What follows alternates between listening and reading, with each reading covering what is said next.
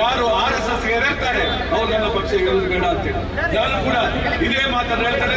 RSS ಯಾರು ಹೆದರ್ತಾರೆ ಅವ್ರು ಕಾಂಗ್ರೆಸ್ ಪಕ್ಷದಲ್ಲಿ ಇರೋದು ಬೇಡ.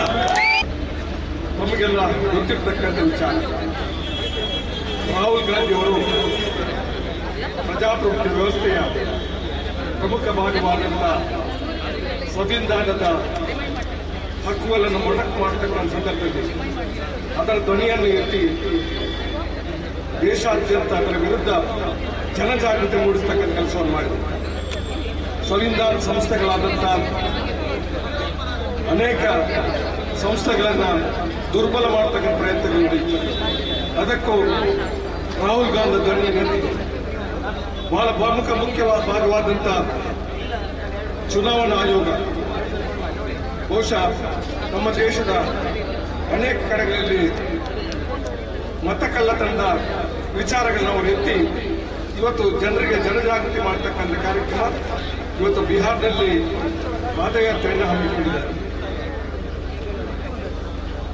ಇವತ್ತು ಕರ್ನಾಟಕಕ್ಕೆ ರಾಹುಲ್ ಗಾಂಧಿ ಅವರು ಕಳೆದ ಸಾರಿ ಒಂದು ಕಾರ್ಯಕ್ರಮ ಹಮ್ಮಿಕೊಂಡು ದೇಶದಲ್ಲಿ ಯಾವ ರೀತಿ ಕಳ್ಳತನ ಆಗುತ್ತೆ ಅನ್ನೋದನ್ನ ಒಂದು ಉದಾಹರಣೆಯಾಗಿ ಕರ್ನಾಟಕದ ಮಹದೇವಪುರ ವಿಧಾನಸಭಾ ಕ್ಷೇತ್ರದಲ್ಲಿ ನಡೆದಿರ್ತಕ್ಕಂಥ ಮತಕಳ್ಳತನದ ಒಂದು ವಿಚಾರವನ್ನ ಇಟ್ಟಿದ್ದಾರೆ. ಒಂದೇ ಒಂದು ಉದಾಹರಣೆ, ತಾವೆಲ್ಲ ಬುದ್ಧಿಜೀವಿಗಳನ್ನು ನಾನು ತಿಳ್ಕೊಂಡಿದ್ದೇನೆ, ತಾವೆಲ್ಲ ತಿಳುವಳಿಕೆ ಉಳ್ಳವರಂತೆ ನಾನು ತಿಳ್ಕೊಂಡಿದ್ದೇನೆ. ಈ ಬುದ್ಧಿವಂತ ಜಿಲ್ಲೆಯ ಜನರಲ್ಲಿ ನಾನು ಕೇಳ್ತಕ್ಕಂಥದ್ದು ಮಹದೇವಪುರದ ಒಂದು ಮತದಾರ ಕೇಂದ್ರದ ಒಂದು ಡೋರ್ ನಂಬರ್, ಅದರಲ್ಲಿ 80 ಹೆಸರುಗಳನ್ನು ನೋಂದಣಿ ಮಾಡಲಾಗಿತ್ತು. ಚುನಾವಣೆ ಮತ ಹಕ್ಕುವನ್ನು ಮಾಡಲಿಕ್ಕೆ ಮತದಾರ ಪಟ್ಟಿಗೆ ಸೇರ್ಪಡೆ ಮಾಡತಕ್ಕಂಥದ್ದು 80 ಹೆಸರುಗಳು ಒಂದು ಡೋರ್ ನಂಬರ್, ಅದು ಕೂಡ ವಾಸವಾಗಲು ಸಾಧ್ಯವಾಗುವಂತ ಒಂದು ಗೋಡೆ. ಅದನ್ನ ಬಹುಶಃ ಪತ್ರಿಕೆ ಕೂಡ ಕೆಲವು ಆ ವಿಚಾರವನ್ನ ತನಿಖೆ ಮಾಡತಕ್ಕಂಥ ಕೆಲಸವನ್ನು ಮಾಡಿ ಬಿಜೆಪಿಯ ವ್ಯಕ್ತಿಯ ಹೆಸರಿರ್ತಕ್ಕಂಥ ಈ ಒಂದು ರೂಮು ಬಹುಶಃ ಬಿಜೆಪಿಯ ಕಾರ್ಯಕರ್ತನ ಹೆಸರಿರ್ತಕ್ಕಂಥ ರೂಮು ಅನ್ನೋದನ್ನು ಕೂಡ ಖಾತ್ರಿಪಡಿಸಿದ್ದಾರೆ.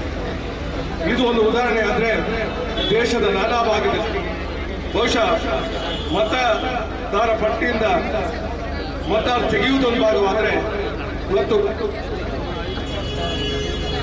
ಕೋಟಾ ಮತದಾರರನ್ನು ಸೇರ್ಪಡೆ ಮಾಡತಕ್ಕಂಥ ಇನ್ನೊಂದು ಕೆಲಸವನ್ನ ಬಹುಶಃ ದೇಶದ ಚುನಾವಣಾ ಆಯೋಗ ಅದನ್ನ ಸರಿಪಡಿಸಬೇಕಾದ ಜವಾಬ್ದಾರಿ ಚುನಾವಣಾ ಆಯೋಗಕ್ಕಿದೆ. ರಾಹುಲ್ ಗಾಂಧಿ ಅವರಿಗೆ ಹೇಳಿದ್ದಾರೆ, ನೀವು ಅದನ್ನ ಬರವಣಿಗೆಯಲ್ಲಿ ಕೊಡಬೇಕು, ಕೊಡದೇ ಇದ್ದ ಪಕ್ಷದಲ್ಲಿ ಅಥವಾ ನೀವು ಕ್ಷಮೆ ಯಾಚನೆಯನ್ನ ಮಾಡಬೇಕು ದೇಶ ಜನಕ್ಕೆ ಅಂತ ಹೇಳ್ತಕ್ಕಂಥ ಮಾತನ್ನು ಹೇಳ್ತಾರೆ. ಬಹುಶಃ ಇದು ಚುನಾವಣಾ ಆಯೋಗ ತನ್ನ ಕರ್ತವ್ಯವನ್ನು ಮರೆತು ಮಾತಾಡ್ತದೆ ಅಂತ ಹೇಳ್ತಕ್ಕಂಥದ್ದನ್ನು ನಾವು ಹೇಳಬೇಕಾಗಿದೆ. ಇವತ್ತು ಚುನಾವಣಾ ಆಯೋಗ ಏನು ಹೇಳಬೇಕಾಗಿತ್ತು ಅದನ್ನ ಅವ್ರು ಹೇಳದೆ ಇವತ್ತು ರಾಹುಲ್ ಗಾಂಧಿ ಅವರ ಮೇಲೆ ಆರೋಪವನ್ನು ಮಾಡ್ತಾ ಕೆಲಸವನ್ನು ಮಾಡ್ತಾರೆ. ಚುನಾವಣಾ ಆಯೋಗ ತಪ್ಪು ಮಾಡಿದೆ ಅಂತ ಹೇಳುವಾಗ ನನಗೆ ಒಂದು ವಿಶೇಷ ಒಂದು ಸನ್ನಿವೇಶವನ್ನು ತಮ್ಮ ಗಮನಕ್ಕೆ ತರಲಿಕ್ಕೆ ಬಯಸ್ತೇನೆ. ಮಹದೇವಪುರ ಕ್ಷೇತ್ರದ ಶಾಸಕರಾಗಿದ್ದಂತ ಲಿಂಬಾವಳಿ ಅವರು ಒಂದು ಪತ್ರಿಕಾಗೋಷ್ಠಿಯಲ್ಲಿ ಕರೀತಾರೆ. ಇದು ಕೇವಲ ಮಹದೇವಪುರದಲ್ಲಿ ಮಾತ್ರ ಆಗಿದೆ ಅಂತ ಹೇಳ್ತಾರೆ, ಇದು ರಾಜ್ಯದ ಬೇರೆ ಭಾಗದಲ್ಲಿ ಕೂಡ ಆಗಿದೆ ಅಂತ ಹೇಳ್ತಾರೆ. ಹಾಗಿದ್ರೆ ಇವತ್ತು ಮತಕಳ್ಳತನ ಆಗತ್ತೆ ಅಂತ ಹೇಳಿದನ್ನ ಬಿಜೆಪಿ ಒಪ್ಪಿಕೊಂಡಂತೆ ಆಯಿತು ಅಂತ ಹೇಳ್ತಕ್ಕಂಥ ಮಾತನ್ನ ನಾನು ತಮ್ಮ ಗಮನಕ್ಕೆ ತರಲಿಕ್ಕೆ ಬಯಸ್ತಾ ಇದ್ದೇನೆ.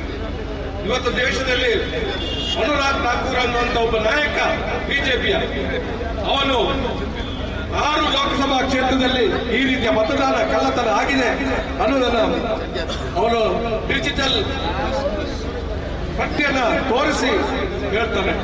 ಆದ್ರೆ ಅವನಿಗೆ ನೀವು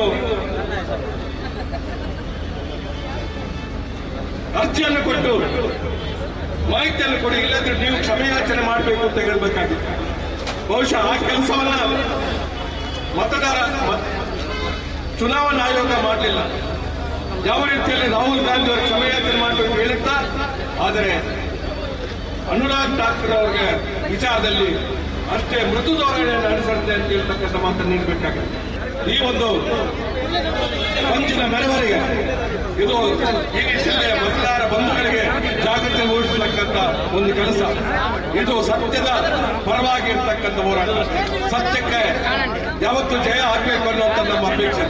ಸತ್ಯವನ್ನ ಹೇಳ್ತಕ್ಕಂಥದ್ದು ನಾವು ಯಾವಾಗಿಂದ ತಡಿಬಾರ್ದು. ಯಾವತ್ತೊಂದು ಮಾತನಾಡ್ತಾರೆ, ಸತ್ಯಕ್ಕೆ ನೀವು ಹೆದರಬೇಡಿ, ಸತ್ಯಕ್ಕೆ ನೀವು ಹೆದರಬೇಡಿ. ಇನ್ನೊಂದು ಮಾತನ್ನು ಹೇಳ್ತಾರೆ, ಯಾರು RSS ಹೆದರ್ತಾರೆ ಅವ್ರು ನನ್ನ ಪಕ್ಷ ಇರೋದು ಬೇಡ ಅಂತೇಳಿ.